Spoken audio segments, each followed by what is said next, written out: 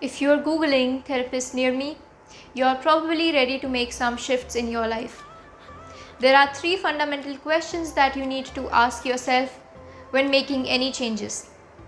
It does not matter if that change is something as big as deciding to get sober or as small as wanting to drink more water throughout the day. Let's start with the first question. What's motivating me? This is the flagship question. It's easy to tell ourselves what not to do. Don't drink, don't eat that extra cookie, don't do this, don't do that. However, as long as we tell ourselves what not to do, we're not focusing on what we want to do. And when we do tell ourselves what not to do, it's like telling ourselves, don't think about vanilla ice cream, don't think about vanilla ice cream, don't think about vanilla ice cream. What happens when we do that? Do we think about it less? Actually, it's quite the opposite. We think about it more.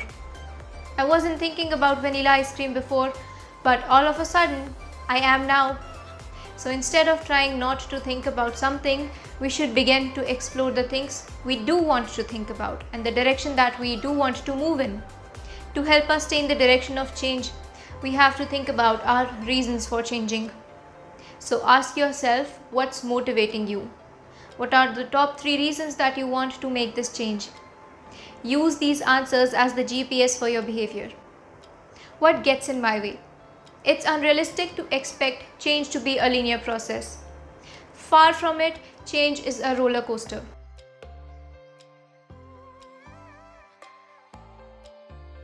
Change can happen in big spurts at a time and small increments at other times. And if we are completely honest with ourselves, we can go in the opposite direction of the change we're actually hoping to make.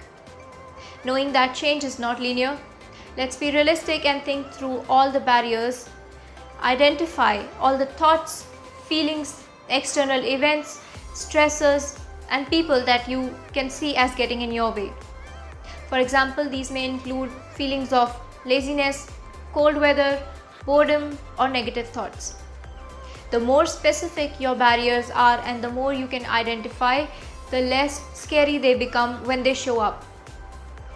These barriers are a natural part of change, and the fact that you're experiencing them should be a signpost that you're actually on the right path. Now that you know what they are, the question becomes, how do I deal with them effectively? What are the potential solutions I could utilize when encountering barriers? The truth is that we all have made some changes in our lives, big or small. So we already have some tools to change even when we think we don't. This question is all about getting at your own strengths and skills from the work that you have already done up until this point. Maybe you realize that when you set schedules, you're able to keep to your change better. Or perhaps you know that if you stay consistent in your spiritual practice, you're able to ground yourself in something deeper, and that helps you when you're feeling demotivated. It could be that you know when you call somebody daily as an accountability partner that helps you stay the course. Change is not linear. Whatever it is that keeps you afloat, recognize those things and let them guide you towards change. So it's important to realize that with all these 3 questions, it's not a one and done situation.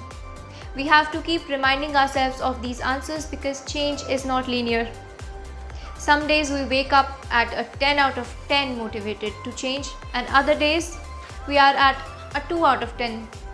Sometimes we make lots of change and some days we do the exact opposite of what we hoped for. This is why we have to keep our reasons to change at the forefront of our minds.